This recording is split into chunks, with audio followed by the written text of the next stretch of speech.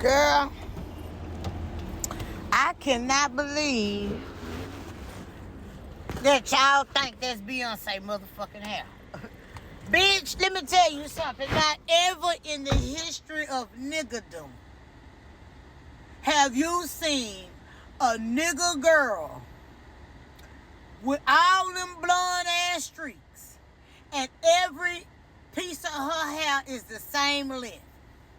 Fuck you. Girl, you know what? I love Beyonce, but this is it. This is motherfucking it, like Michael Jackson said. I'm sick of y'all playing in our face.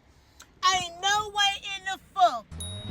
Dreadlock conversations, dreadlock conversations, dreadlock conversations, dreadlock conversations.